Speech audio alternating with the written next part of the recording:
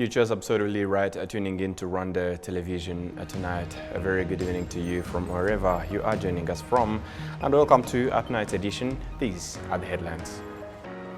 President Paul Kagame and Guinean President Doumbouya discussed ways to bolster productive bilateral cooperation. Private schools request the government to consider them while distributing study manuals. And to international matters, with Chad recently confirming RwandaTV as a civilian president, what does Chad's election results mean for the Western powers?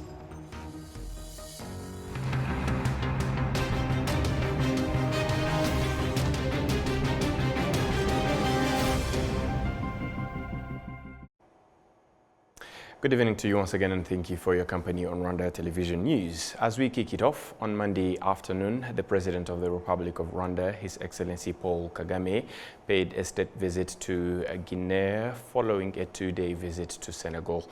Adam Squizera with more. President Paul Kagame has arrived in Conakry for a visit, where he was received by his counterpart, President Doumbouya. The two heads of state held a tete-a-tete meeting, discussing ways to strengthen existing productive bilateral cooperation between Rwanda and Guinea in various sectors including digitization, trade, and investments.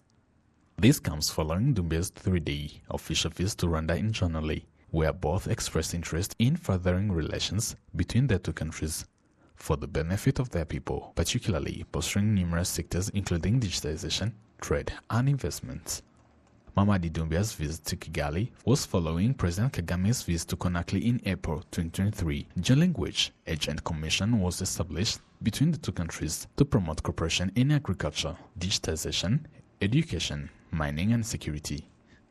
President Paul Kagame arrived in Conakry after concluding his two-day visit in Dakar, Senegal, where he was bid farewell by the Prime Minister, Ousmane Sonko. Adam Squizera, RwandaTV News. Heads of private primary and secondary schools in Rwanda request the government to consider them while distributing study manuals.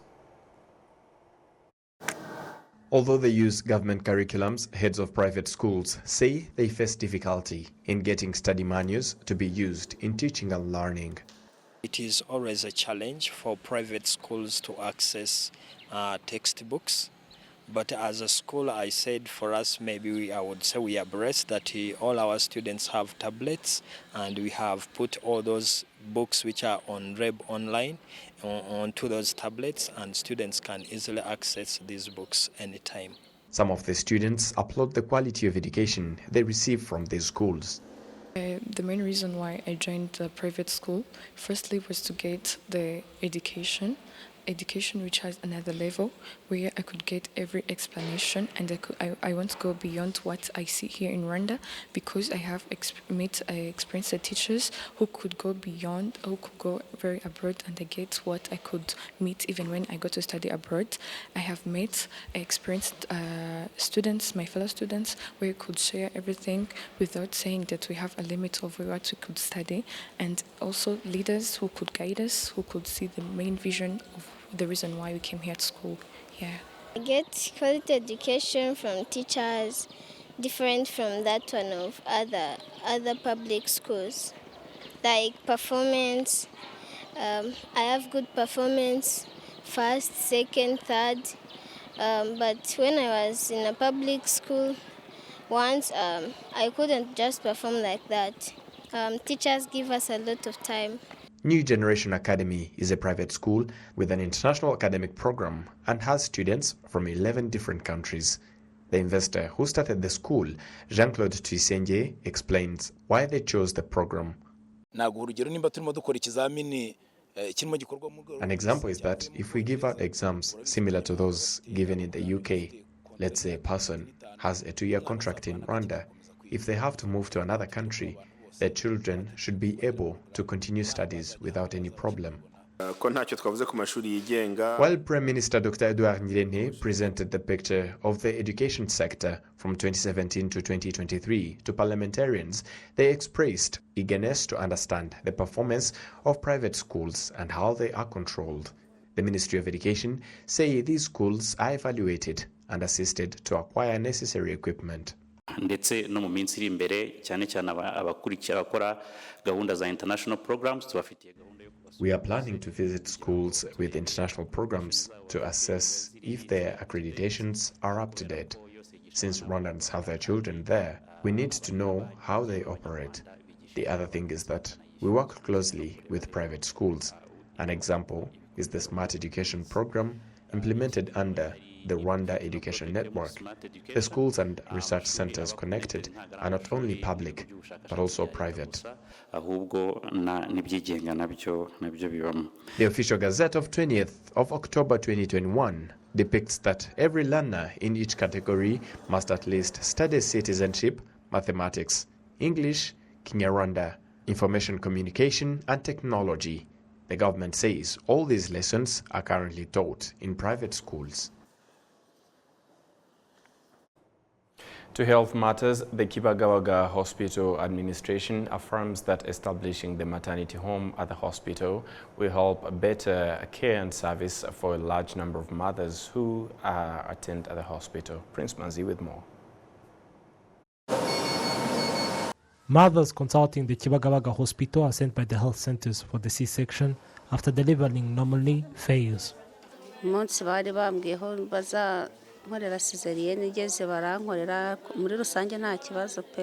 the day they told me that they would do the C-section reached, I was served. Now I'm happy that I have a child and I'm fine as well. The child was born with 5 kilograms and I wish she would grow up well and prosper. I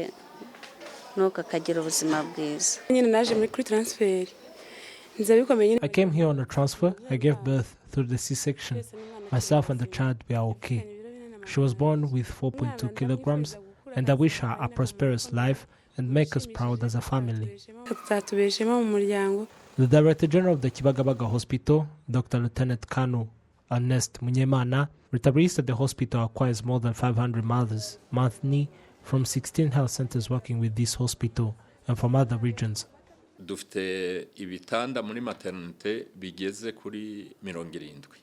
We have 70 beds in maternity room.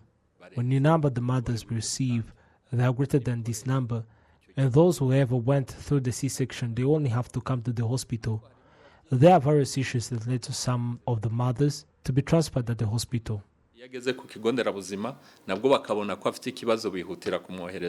Munyemana Ernest also affirms that after the completion of the maternity home construction, it will serve as a solution to this issue.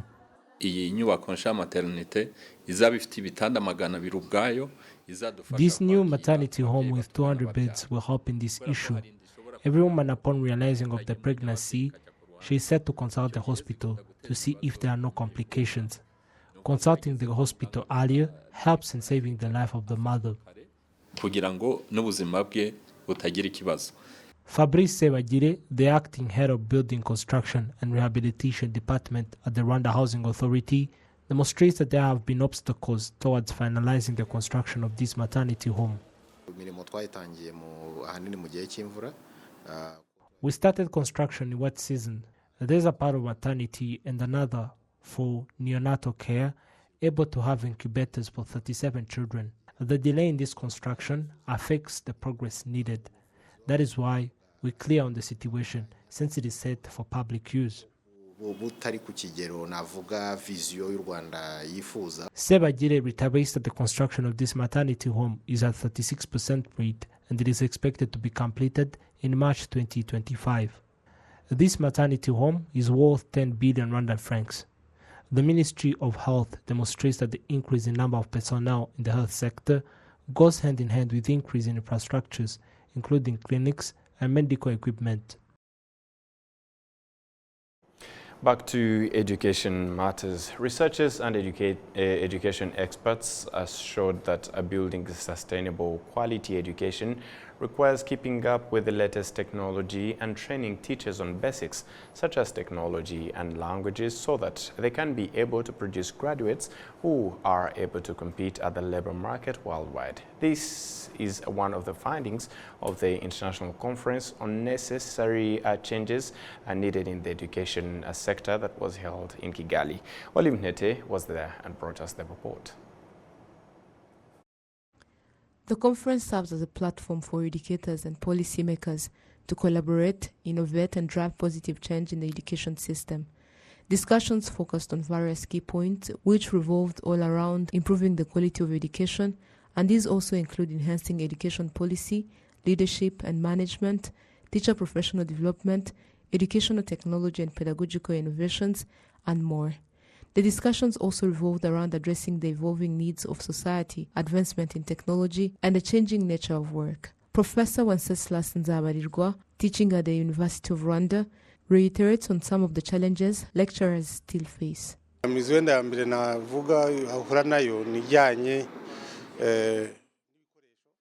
The first challenge is about resources that can assist you to improve the quality of education. Let's take an example of tools needed in technology, as well as all known that this world is currently driven by technology. There is a need to leverage knowledge about that. There is also an issue of laboratory to students who study science subjects. Another challenge is that we have a big number of students, and you may find that it's so hard to follow up on the improvement of each and every student. The University of Rwanda emphasizes that some of the achievements since this conference started include the fact that there has been changes in the programs provided to the students of the University of Rwanda and various other changes. The principal of the College of Education at the University of Rwanda, Professor Florian Sanganwimana, highlights some of the current programs in place to assist teachers to provide and improve the quality of education.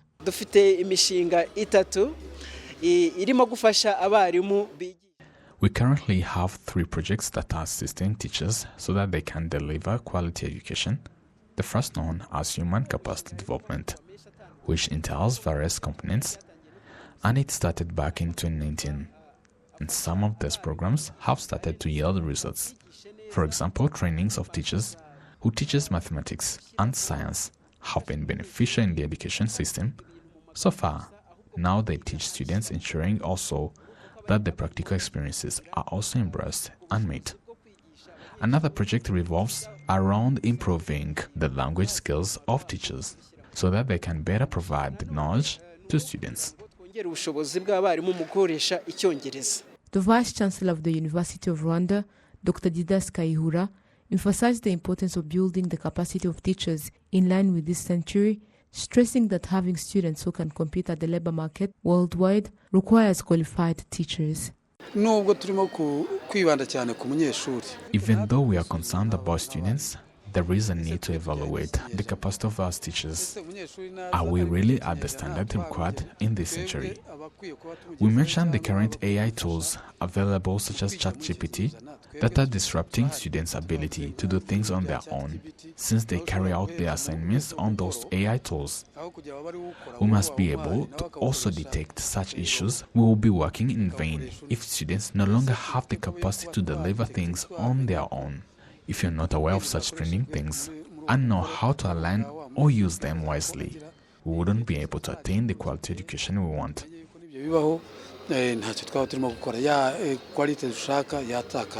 It is expected that these discussions will be an opportunity to evaluate existing challenges, such as unemployment and also possible solutions to address them.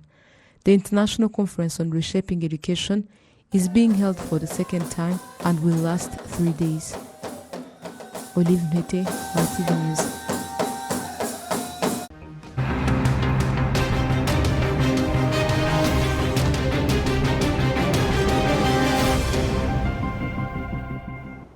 And that's all from us here at RB's Rwanda Television News. On behalf of the entire news production as well as the technical team, many thanks for being with us. And up until next time, stay safe and we wish you a great and productive week ahead. Goodbye.